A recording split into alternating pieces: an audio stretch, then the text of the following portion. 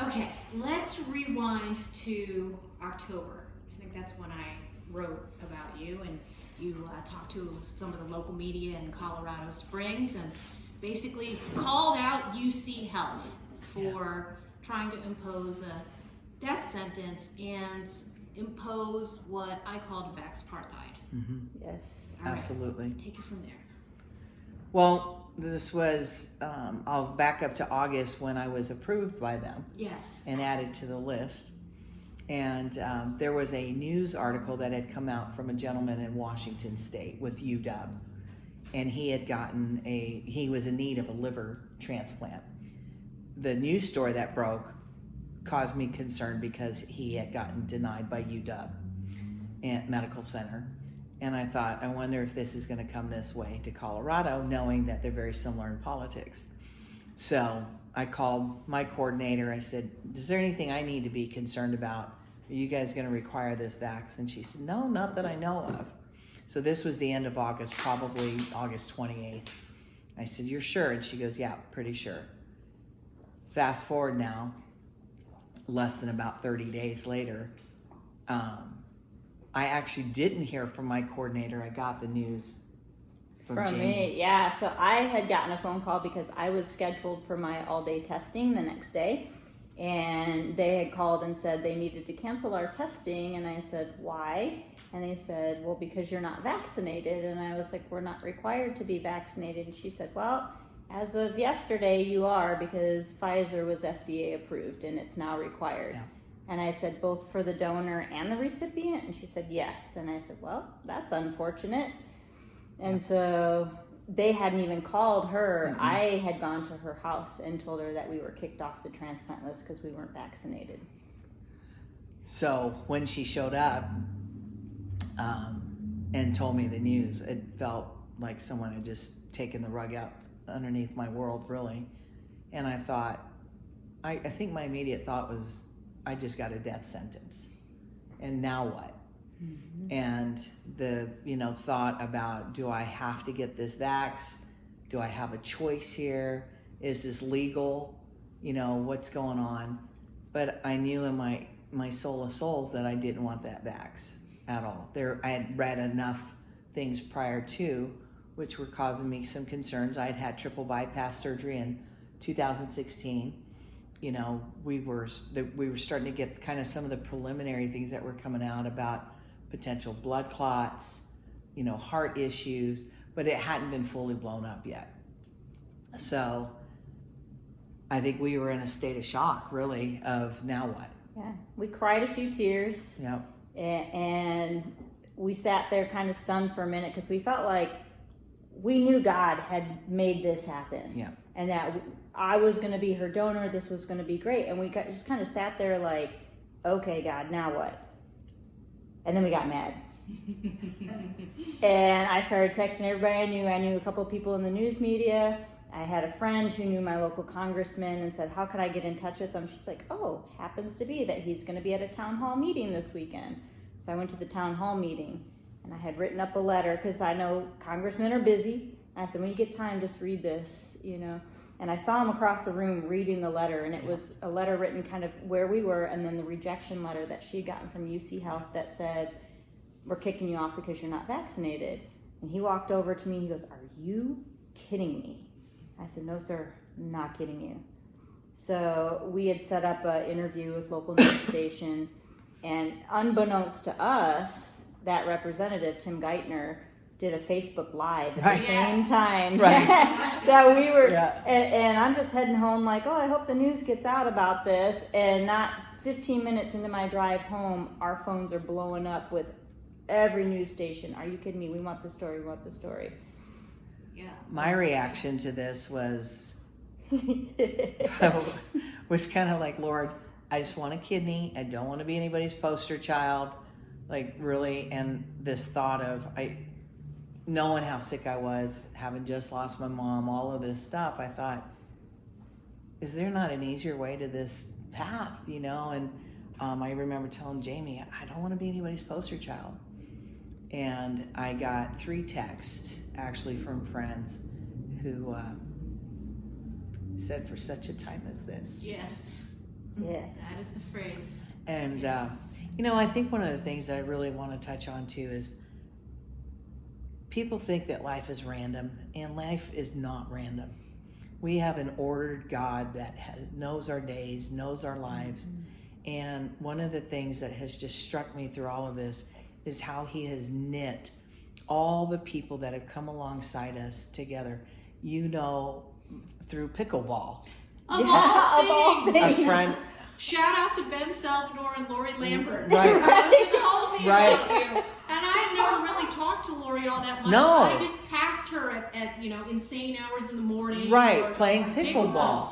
And so she Yeah. told me about you, and the friend that introduced us at Bible study, I went to college with. Our moms worked together at NORAD.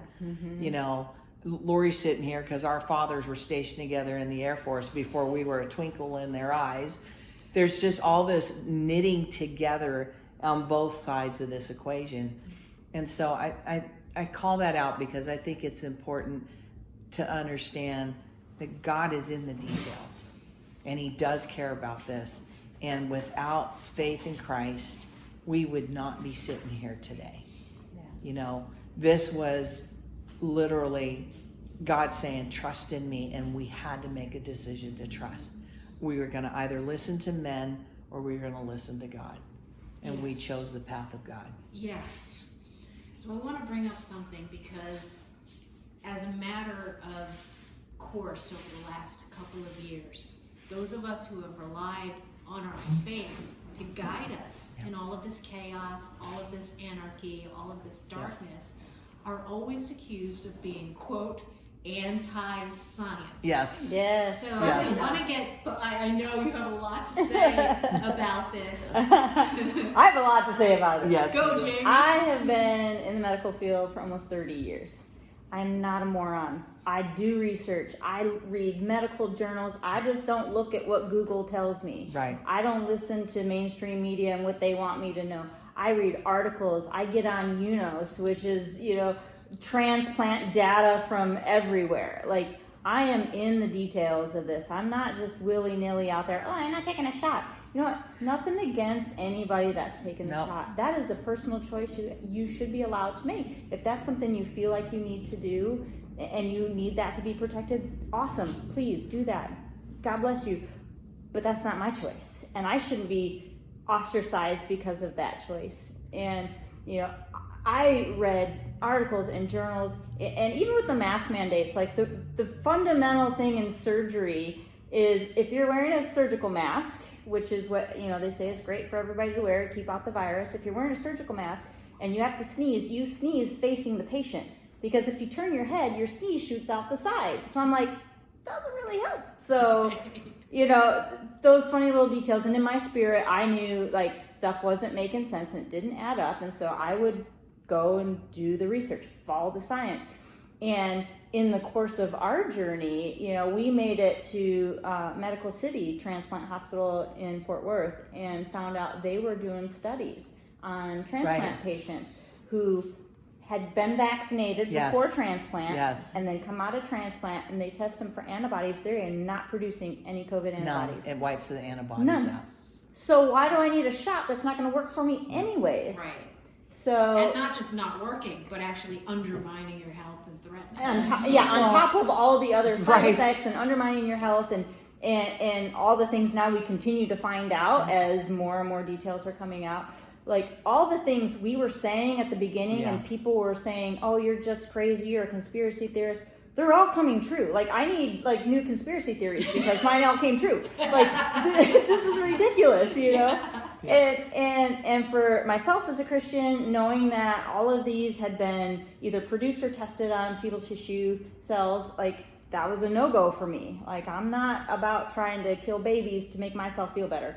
So I was like, nope, that's a flat no for me. And then on top of that, all the science about how terrible this is for you, including, the guy who came up with RNA, he's like, this is not a good idea. I'm like, well, if he made it and says it's not a good idea, probably not going to listen to the Faucis of the world who are making bank off of all of this, Yes.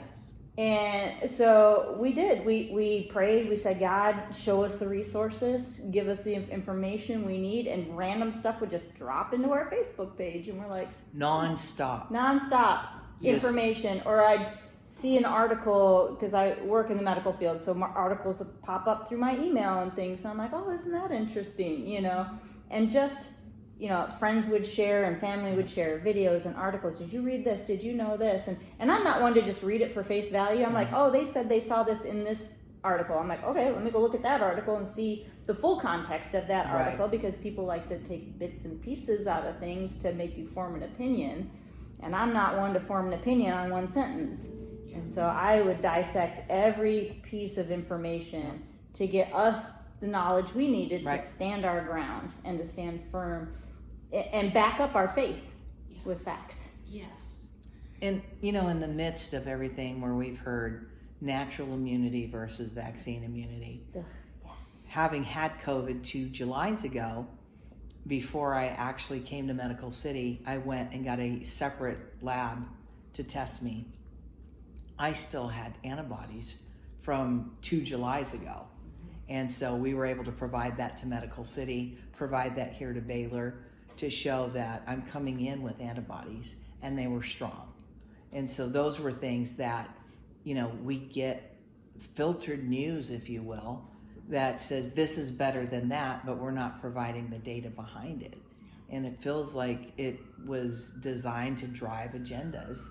And, you know, I think about my parents who came to this country as immigrants and their choice to be in this country due to freedom and the ability to choose for ourselves. It's ironic to me that we'll say with the vaccine, not your body, not your choice, but when it comes to the issue of abortion, now we're saying it's your body, your choice. Yes. So we knew on the basis of our faith that we could not take that platform whatsoever. Yes. To say that babies don't matter, how, you know, scientific progress is made should never be made in the name of the innocent. Yes, and the entire lot of COVID vaccines have been built on a foundation. Absolutely. Unfortunately. Yep. Genocide. Right. Yeah. So you face a double whammy of religious discrimination as well as medical discrimination. It comes out now as a result of your truth-telling and your whistleblowing, what UC Health is doing to those who've refused the vaccine on grounds of conscience as well as the science. And then what happened? How this is what I want people to know, the story of how you ended up here. We're here on Sunday, July 17th, celebrating this successful transplant, and your smiling faces. Look, it's a God thing. It's a total God thing. Tell us the details of how you got in contact with Medical City. So there was a surgeon at Medical City who had a friend on LinkedIn who reached out to me. As an entrepreneur. He funds various medical entrepreneurial ventures. He was friends with Dr. Guiteau at Medical City, who does transplants. So he had introduced us on LinkedIn and said, I think he'd be interested in speaking to you about your case. So I reached out to Dr. Guiteau, we connected, and I wanted to understand what Medical City's policy was on the vaccine. Would it be required? He said, we highly recommend it, but it's your choice. And we talked about my natural immunity, and he said, your natural immunity is good. So he didn't show any concern around that at all. We started going through the process of applying to be on their transplant program. And this is when? When is this? February? Yeah. Okay. Yeah, just right before February coming in. We actually came down here February 20th or something like that. Yeah. So we got set up for that schedule and came down and, you know, had a good experience here. But we were out there in Fort Worth where Medical City is at. And there were 2 mornings that just really impressed me. As we're going to Medical City in the mornings, I kept seeing Baylor across the street. And it was as if someone was tapping on the back of my head saying... And she kept saying, hey, there's Baylor. I'm like, yeah, but we're going to Medical City. So I kept thinking, why am I thinking this? Yeah. You know, we're here at Medical City. Second morning, we go back again. Same thing. I look across the street, and it's like Baylor's calling my name. And I don't know why. You know, there's something going on here. We go through our process. We get back home. She gets a call. Is it the next day after we got back home? 2 days 2 days. later, I got a call from my coordinator that said, she says, I'm sorry, we can't do your transplant. And I said, why? Yeah. She says, well, your left kidney has 3 vessels on it. And I said, okay, well, what about the right one? She said, we don't do the right one. It's too hard to transplant because the right kidney has shorter vessels. It's a little more challenging. She's like, we don't have the expertise for that. And I said, well, is there anything wrong with the right one? She said, no. And I said, do I need to be concerned about the left one? She goes, nope, as long as you leave it alone, it's fine. And I said, okay. And so I got off the phone. I was at work at the time. I got off the phone and I cried, and I had a water bottle on my desk and I chucked it in the trash. I was like, don't need that anymore, you know. And, you know, my little 12-second temper tantrum. And then I said, God, I don't understand. I thought this is what you wanted. We know this is what you want. I don't understand what's happening. And so then I called her, and she's like, we're going to be fine. And I was like... I can hear her tears. And I had the most overwhelming supernatural peace that came over me. And I said, we're going to be okay. And I knew that God had picked her from the beginning. I knew God had picked her before she chose to tell me she was going to do it. This is a great story, by the way. Oh, yeah, I want to hear this too. Tell her how you decided who your person was.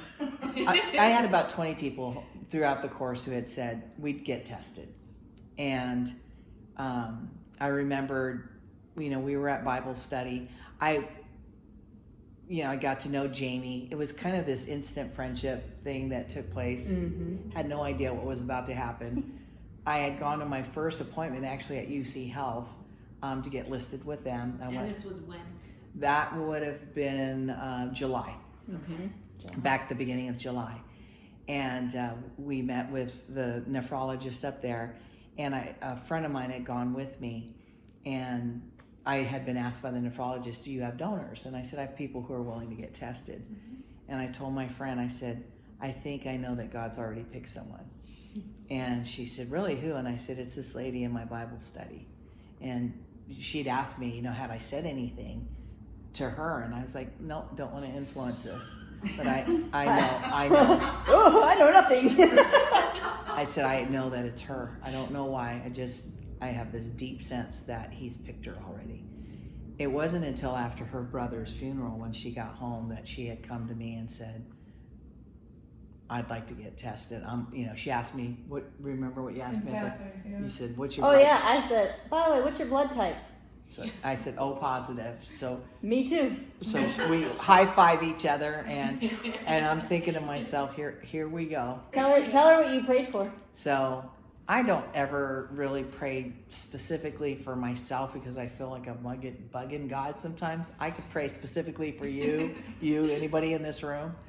But my prayer was that God would pick someone who had the same outlook on life, loved Jesus with everything that she had, loved people, was smart, and someone who was a triathlete. What?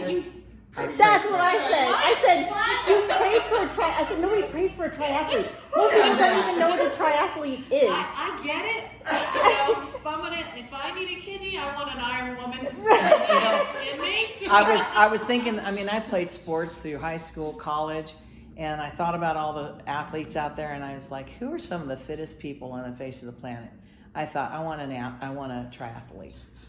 So it was interesting. So her mom passed away a week before my brother passed away. Yeah. And then we went and did all the things with all the funerals and things, and had come back together to Bible study and stuff. And as I was considering being a donor for her, my heart was to be able to do an Ironman that honored my brother, because we were supposed to race together that year. Oh. And so I wanted to make sure, if I donate a kidney, am I able to still do that? And so I'm like, God, you've got to open that door for me to do both.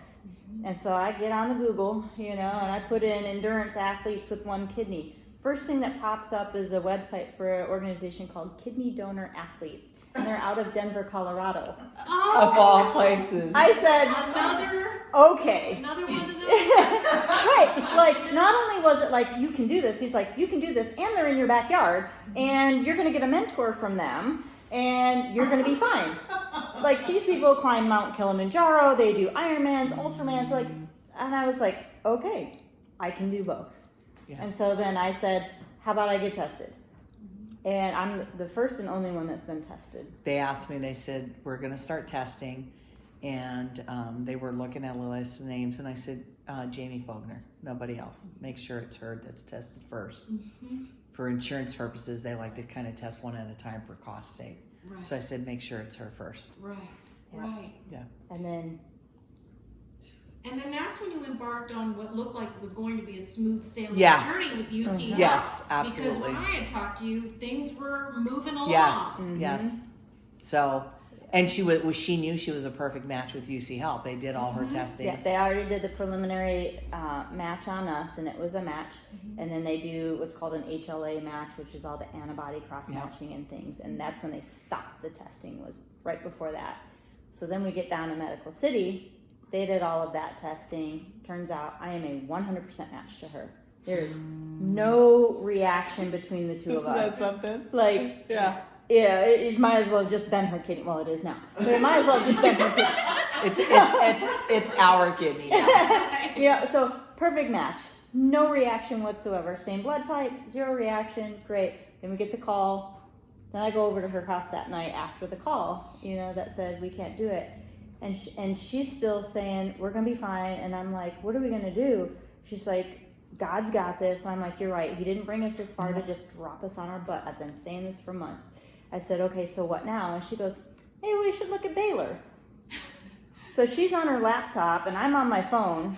And we're scrolling through things and looking at things. And I go, did you see this? She's like, what? I go, they have it's a post-transplant house. It's like a Ronald McDonald house for transplant people. Because one of our biggest stress with Medical City is they didn't have a place for us to stay. We had to get like an Airbnb and figure out all the expenses with that. And that's stressful. And I said, and I'm scrolling and I'm like, this is really cool. I go, oh my goodness. I go, guess what the name is? She goes, what's the name? I said, Twice Blessed House. So we're just falling apart laughing at how funny God is when you get out of the way and let him do what he's meant to do. Right. It was all the angels. Exactly. The clouds parted, the angels were singing. Yeah. And so we said, all right, let's put in our paperwork. And so we applied to Baylor and started that process all over again. And again, when is that now? That was at the end of February that we started that because it was a couple of nights after we had gotten home. That was 5 months ago. 5 months ago. It's mind-blowing. It is. So Mind-blowing. Yeah. And I just kept telling her, I said, God picked you. You're my donor. She was like, I'm so sorry. I said, there's nothing to be sorry for. You're still my donor. You're not going anywhere. Yeah. And I said, and I believe that. And then she told me the story about the triathlete thing, and I was like, what? Who pays for that? I said, okay, I'm all in. We're all in. Let's do this. So up until now, you really haven't had anyone in the medical establishment who was your Sherpa, your guide, your guardian angel. No. This is all the power of God and you implementing His plan. Yes, us just We're not holding quitters. faith. The two of us are stubborn as all get up. And that's what I wanted. I wanted someone who would fight alongside me. And we don't say no. We don't take no for an answer. Yes. So all these doors have been slammed shut. You've been, thrown under the bus by UC Health. You have no connections. There's no strings that are being pulled on your behalf. No. You just, cold apply. Yes. And then when was the moment you heard back from them? Let's see. We were down here at Baylor in May. Yeah, so just a couple of weeks after we applied, they started the process. And was interesting. Right before Memorial Day. Yeah, the day after we got the denial from Medical City, I had dinner with a friend of mine. And you can't write this. Okay, you can't write this. So You're going to have to write it. It's a So we're having dinner, and she works in hepatology, so liver, hepatitis C. And I was telling her, I said, well, we applied last night to Baylor. We're gonna apply to Baylor. We're gonna see what God does here. She goes, well, you know, my mentor is the chief of Transplant at Baylor, right? She pulls out her cell phone. She goes, you want me to call him? And I said, no. Let's let God do what God does. And if we need to pull strings and call favors, we'll do that. Yes. But I'm telling you, my chin hit the table. I was speechless. And then I just laughed. Because I was like, that's a good one. She calls me and she's like, you're never going to believe this. Wow. And we're just, we had the giggles through most of this. Yeah. And that it has been so one funny. gift, one opportunity for joy after another. It really has. You can cry. We cry all the time. I can't even. That's us too. You can. You know, we try not to be like, give me a sign. And so we don't. Yeah. And then he's like, sign.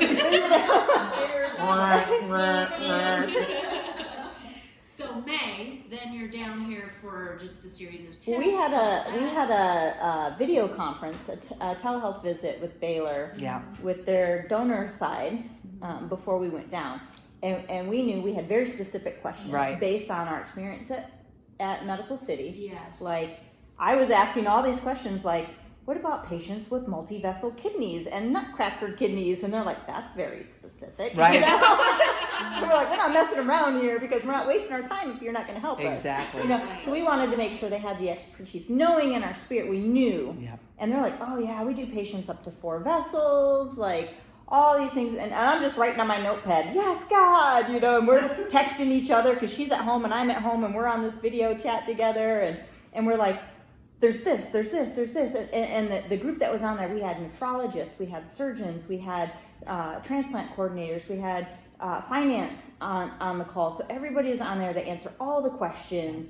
And we just were blown away, just like they just rolled the red carpet out. They had all their answers. So we're like, let's schedule an appointment. And so we fly down here in May, end of May. Right before Memorial Day. Yeah. So UC Health sentenced you to death, and Baylor Gives me a chance. Yep. Let's talk about.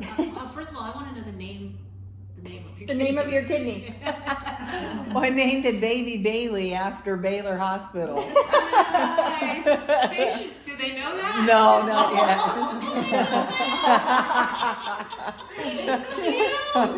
yet. Mama talks to it every day. Listen, I'm in the mental health field, so I understand some of these things. And you got to talk to that baby and say, no, That's right. new mama's here. That's right. And all I got left was a giant air bubble that I named asshole. So the surgery for who went first? I went Monday, first. Jaimee, yeah. Yeah, so we were both on the same day. It was on Tuesday. Tuesday. Okay, Yep. got it. So I went in at 7:30, and I was scheduled with Dr. Lee. She was my surgeon, and she had a different surgeon I was scheduled. scheduled with another surgeon, Dr. Wall, who had done her education at Stanford and had gotten a PhD in ethics in medical ethics. Oh, Right. wow. And Dr. Lee just so happens to have been in the Peace Corps. So they're both women. So we were excited to hear that news. Yep. But Dr. Wall had told me, she said it was going to be a busy day. She wasn't sure she would be the one who did my surgery or not, that I was in good hands.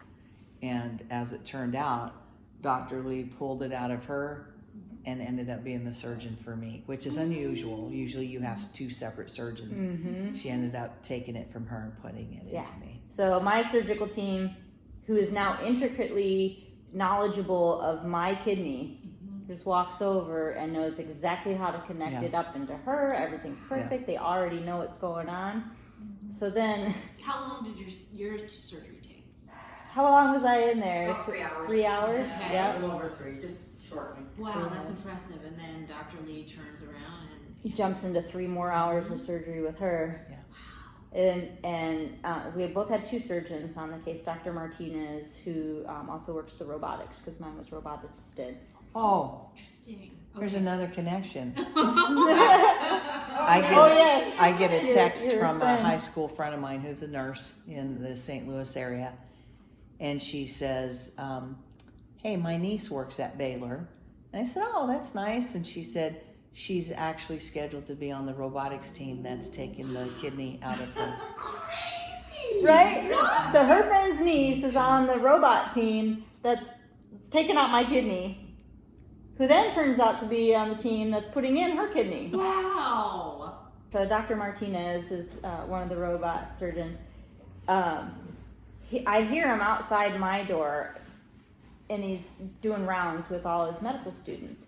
And they're like, oh yeah, this is Miss Fougner's room. And he goes, so as soon as we connected her kidney to the recipient, it immediately dumped 1,700 milliliters of fluid. He says, I have never seen that in my life. 1.5 liters of fluid, like, out of her. Immediately started working, overachieving from the get-go. Yeah. We knew God was in that. Yeah. We knew God was in it. There's And no- every day he came, it was like he upped the number. Because like the next day he's like, yeah, dumped 2,000 milliliters of fluid. And I'm just like, that's what our God is capable of. Yeah. Yeah. Not just a little bit, a whole lot. When you just trust him. And what I said earlier was, you know, if you want to see what God can do, get out of the way and hold on. That's it. Because he just took off. It's a huge story that I want everybody to hear. Everybody needs to hear. Everybody needs some hope. Yeah. You know, Yeah. and we need some good news in this world for sure. Yeah. But there, you know, we've got a Facebook page. It's "Are You Kidding Me?" Yeah, A medical medical I like mandate. it. Actually, it's Funny. it says medical mandates ? Are you kidding me? Yeah.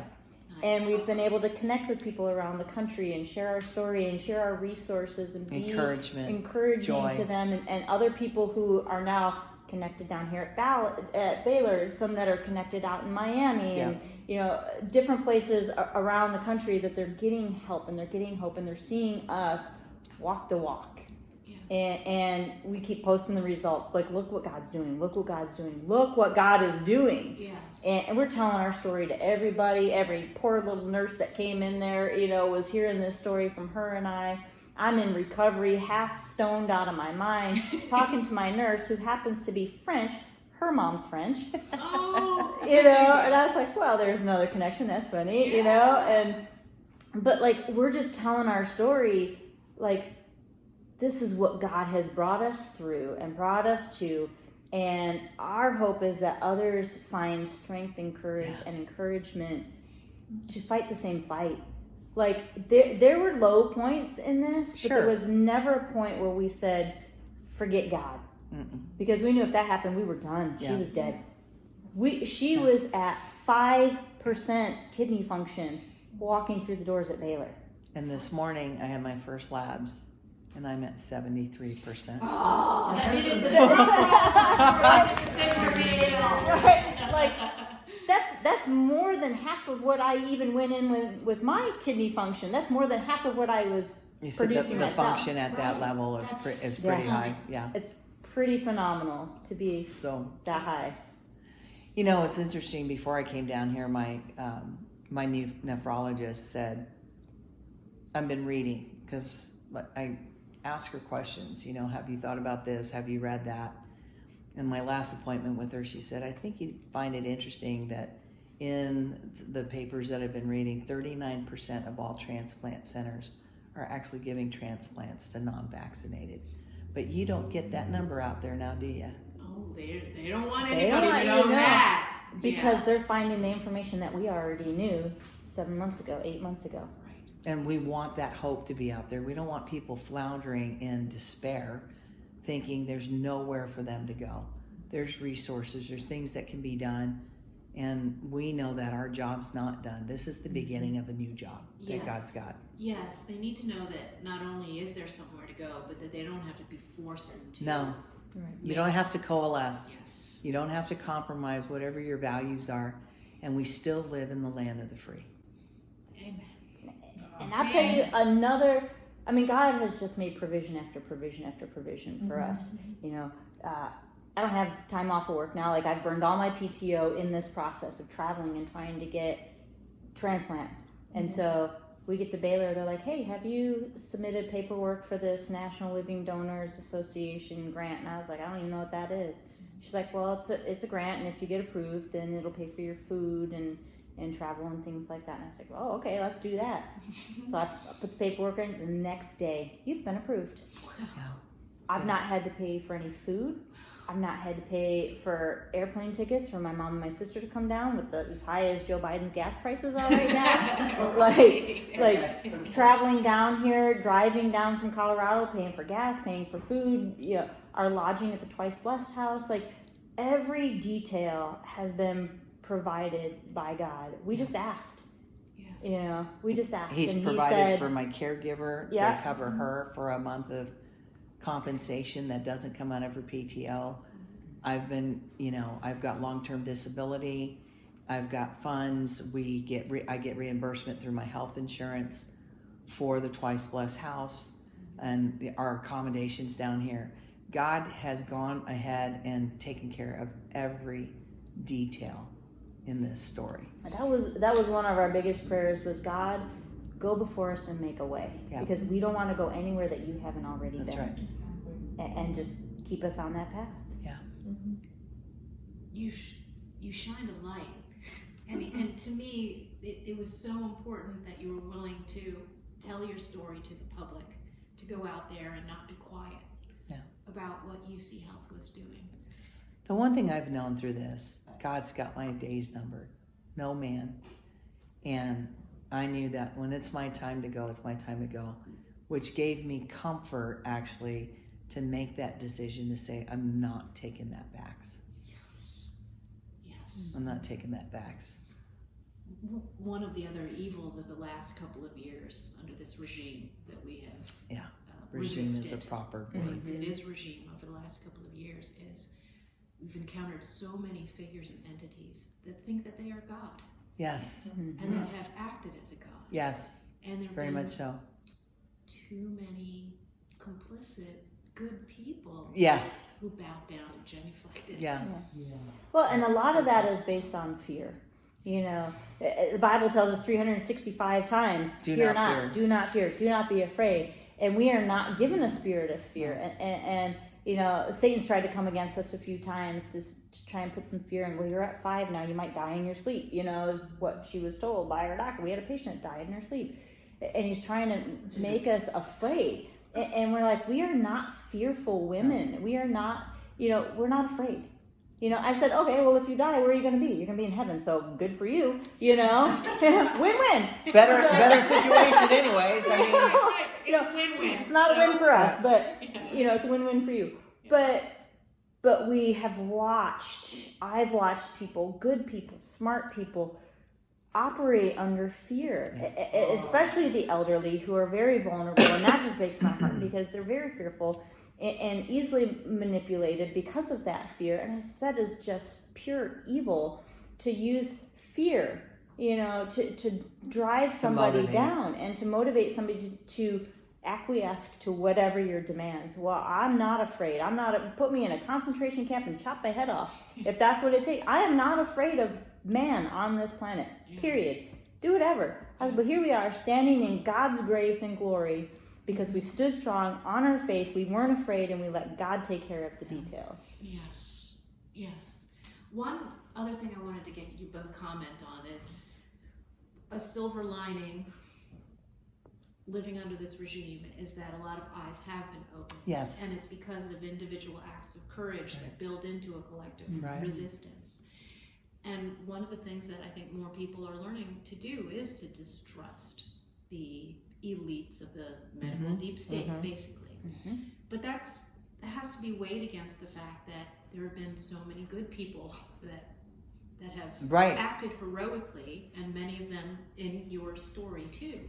So I don't know if you've thought about this. It's something that I've thought about over many years, not just under COVID, of what is it that needs to be done. And I know that somehow allowing people of faith and encouraging them to get into the health system and work in medical field is one of these things.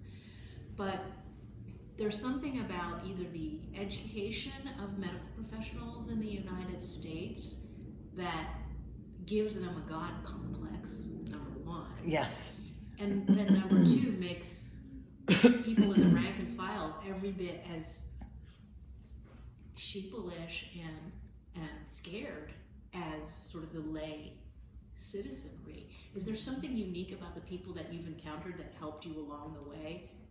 Was it faith? Is it something else? Is it just, integrity that hasn't been corrupted? Like, I think there are people who still truly believe in that Hippocratic oath, that believe that they're not here to do harm, they're here to do good. They're here to help those of us who rely on their expertise, their education, to heal.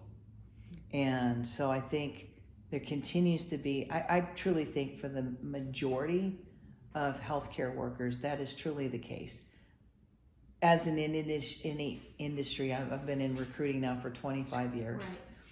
And with any industry, you have people who join for all the wrong reasons. And that's never going to stop. People are motivated by whatever it is they're motivated by. I think one of the things that is important to understand from our perspective as people of faith, faith and science are not mutually exclusive. They go hand in hand. Our God created both. He gives to every man a measure of faith. He has given us and equipped us with unique skills and knowledge and whatnot to be healers. But I think when governments get involved, and for me, when I think about governments, I think back to Old Testament and the first cries of the Israelites wanting to be just like the Canaanites. Give us a government. And God's like, all right, you got it. You'll see how this works. Yeah, right. Good luck Good with luck with that. And Yeah. there's really never been a flawless government by any means. And I think as we progress on in time, governments become more and more corrupt, because at the end of the day, when you're following the money and you're following who's in power, there's agendas at play. I tell people with regard to the medical field, and this is my stubbornness coming out, and I have said this to most every physician I've had to deal with through this process. You're educated, you did the work, you got the knowledge, you know medicine. I know my body. You haven't lived in my body for 57 years. I have. And so we have a partnership. I would love to see people become less passive and become more advocates for themselves. Ask the questions. If you have a doctor who is unwilling, if you have medical staff that are unwilling to answer your questions, and they treat you like you're a nuisance, you need to go find a new doctor. We are customers. The name for customer in this situation is called patient, but we are the customer. And if you're not getting the service you need, if you went to Lowe's and didn't get service, you wouldn't go to Lowe's anymore. If you don't get the service you need from your doctor, then you need to fire your doctor. But we have been raised up for generations where doctors have kind of that God complex, and we defer to them, and we don't ask the questions because we think, well, you're the one who's got the advanced degree, so certainly you know. But we need to start paying attention to our bodies. And I think that we're a society of people who are not healthy, and it's easier to not do the right things than it is to do the right things. So then if you have a doctor that you're giving over all your control to, and you don't take control of your health, well, then you can blame your doctor when you got bad health. And so I say shame on society for not caring enough about our own health to say, your answer is not appropriate, or your answer doesn't seem to answer the questions that I have. And, it was after I got my triple bypass. I had abused my body for years with food, and, I'd started off as an avid athlete, but life takes over and you're sitting at a desk. It's the new smoking. But after having my heart surgery, I had to come to this place of saying, listen, your health is a gift. We've been given health, our lives, to do what we're called to do, and we can't do it when we're not functioning properly. And I had to come to a place where I stopped deferring out everything to a doctor, and then I could put it on the doctor. I could lay it at their feet. It's not my responsibility. It's your responsibility. We are in partnership, patient and doctor in partnership. And we need to start becoming more that way and less passive and just accepting everything that's said to us. You know, everything from the pharmaceutical industry that pumps toxins into our bodies, you know, the way we eat, the way we farm, all of that comes together. And I wished actually earlier on in high school that we were teaching a more holistic health system and health care and what you need to do before you end up having to go through stuff like this. Well, a lot of this downturn in the medical care that we receive springboarded off of Obamacare, because Obamacare made it so reimbursements were lower for physicians, so they'd have to see more patients in Right. an hour's time to make Right. the same money they were making beforehand. It put a lot of insurance companies out of business. We used to have hundreds of insurance companies Yep. before Obamacare, and now you've got a handful of the big guys, you know, the Blue Cross Blue Shields, the United Healthcares, those sorts of things, where it's like the big box stores, you know. Yep. And so the quality of healthcare has declined because of the amount of patients they have to see in such a short period of time. It's like you get 10 minutes if you're lucky with your doctor. The average you is know? 5 to 7 minutes per Yeah. patient. Yeah, it's insane. And And a lot of that is spent looking at an iPad, Right. right, Looking staring at a trying to computer trying to figure out who you records are. mandate, right? Yeah, because they walk in and don't know who you are, you know. Yeah. And so a lot of that has come, you know, on the heels of Obamacare, where physicians aren't getting reimbursed what they should, just like school teachers don't get paid what they should be paid, you know. Absolutely. And the exorbitant cost of going to medical school, you know, to be a doctor, to help and heal people. And so instead of really trying to get to the root problem of what's causing people's illness, We're treating the symptoms. yeah, we're throwing pills at them to treat the symptoms instead of what's causing the problem in the first place. Because it's easier to throw medicine and write a prescription Yeah. than to say, you know what, let's send you to a nutritionist. Oh, it's not covered by your insurance, but that's where we want to send you, you know. And then people on fixed income can't afford the nutritionist, so they take the pill instead, you know. And so we've fostered this environment where we have a sick care system, Yeah, and not a not healthcare healthcare. system. Yeah. And people are sick, and they go to the doctors, and they continue to be sick because they just keep getting pills that make them have different symptoms, and they're not getting to the root cause. For every one symptom that gets treated, you have like 5 to 10 other symptoms that pop up on the back end. Yeah. And That's crazy. and more so in the last couple of years with COVID, we've lost a lot of our, I think, our compassion for patients. Yeah. Because as medical professionals, I mean, we are stressed to the max. You know, we're the ones still wearing face masks, you know, at the hospitals and stuff. Everybody else is free to go wherever they want without a mask on. We're still wearing them every day. We're at work all day long. And, you know, we're dealing with more angry patients, more frustration, less social skills because everybody was put on lockdown, and, you know, sicker people because many have gotten the jab, many delayed care. Mental during health COVID. issues that have Yeah, cropped up. mental health is like through the I roof. defied my governor because I make visits out to homes, and I had 3 suicide watches, and I said, forget it, I'm coming over, just let me know, make it as safe as you want to make it, and I'll be there, you tell me what I need to do. Yeah. But when you've got teenagers threatening to kill themselves, I know. that was crazy to me. Never in my 28 years in the medical field have I ever worked at a facility that had to post a banner sign outside of every entrance that said, this is a hospital that does not tolerate violence or anger. And I'm like, wow, like now we have to be on guard against violent patients and angry patients and threatening. We've had threats from patients, you know, because they're just not coping, you know, and our mental health system is in the tank, you know, and we're just not taking care of each other as people, as humans, as brothers and sisters. You know, you're a number, you're a prescription, you're, you know, in the door and out the door. Yeah, this past year, what we've gone through has given me such a heart for my patients. Like, Yeah. I am laughing and joking and praying with my patients in the room. I've got a guy who's on dialysis who can't wait to hear how we're doing when I get back. You know, he's crying. He goes, do you know what you're doing for her? He's like, you're literally saving her life. And he's crying in my exam room. He's like, you're literally saving her life. I'm like, I know. And telling your story might save who knows how many Right. other We're lives. hoping And- so. That's And the that's galaxy goal. of connections that led you here is going to ripple out and cause more connections. Yes. This is what we want. We want justice for everybody who's been in the same situation or is in Yeah. the same situation that we were in. And there's countless others. Yeah. There's Yeah. countless others whose stories aren't being heard, aren't being told. They don't know what to do. They're losing hope. They're despairing. So last question for me is about the concrete step of what politicians can do and policy-wise in terms of stopping discrimination. Yeah. Exactly the kind of discrimination you faced, and what you two are committed to doing to help that. We feel like you don't go through something like this and then just sit and enjoy the rest of your life and don't look back.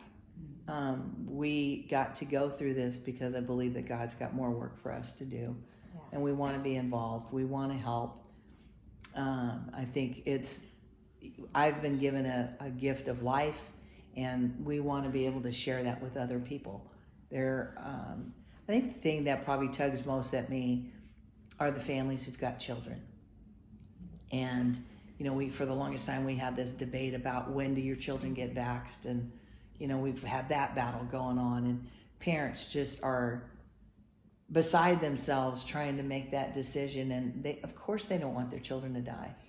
And, have a mom that's out in Oregon and her daughter's on dialysis, and they had talked about moving down here to Texas. And, I'm not sure what impeded that, except for that her daughter has been in the hospital several times and is just struggling to maintain life. And she's special needs and, a little bit older, but I've lived a great life. God has given me that, and I have no qualms about the life he's given me. But when I think about an 8-year-old who could pass, a 12-year-old, a 5-year-old, because the government's playing with our healthcare system and making these edicts, these mandates that take away people's freedom of choice, I honestly don't have a high tolerance for that. And so whatever we have to do to provide testimony, to help get people freed up from this, if I spend the rest of my life doing that, that's what we'll do. Yeah. Because they deserve to live too. And what we need is from the federal level. I mean, a lot of this stuff can come and go at the state level depending on who's the governor of the state, and executive orders, which is stupid. But from the federal level, it needs to be an anti-discrimination Absolutely. Law, because we talk about being discriminated against because of color and race and religion. When we're being discriminated against because of a choice medically. Now, they used to do that in some states where they wouldn't allow transplants for patients that were Down syndrome patients because they were considered lesser people. Yeah. And they actually won a case in, I believe it was Wyoming, that was a discrimination case, and now it's law in their state, and it has set that precedent that you can't discriminate against a person because they have Down syndrome. If they qualify medically, they get a kidney, they get a liver, they get whatever organ they need.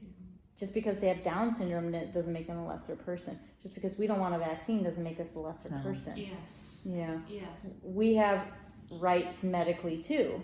Right. And you can't put everybody in a shoebox, and just say, nobody gets a transplant unless you get a shot. Okay, well, thanks for killing me, And so this needs to come from a federal level, and we are ready to sit in front of Congress and testify everything we know, everything we've learned, everything we've been through, so that they can see the faces of people that defied their edicts and won. It's all part of spiritual battle, and It's spiritual warfare. Spiritual warriors. We put on that full armor every day. Full armor of God. Full armor every day. You got that right. We got that. You got the Texas hat now. That's right. There you go. Yeah. We have got so many people praying for us. Yeah, we started going to a church this year, earlier in January, we had both been separately watching online this church in Colorado Springs. It's Calvary Worship Center with yeah. Pastor Al Al Pittman. Pittman. Yeah. And so we showed up there with Pastor Al, and we walked up front and said, "Hey, can you pray for us?" You know, she says, "I need a kidney transplant, and this is my donor." And he goes, "What's your name?" I said, "It's Leilani Lutani." He goes, "You're the one. Oh. We have been praying for you Yeah. since we saw you Yeah. on the news." I mean, these are people that we didn't even know have been praying Yeah. for us and lifting us up. And then we're getting stories even now after transplant of people that have seen our story and seen the outcome and are so encouraged Yeah. and hopeful in their own lives.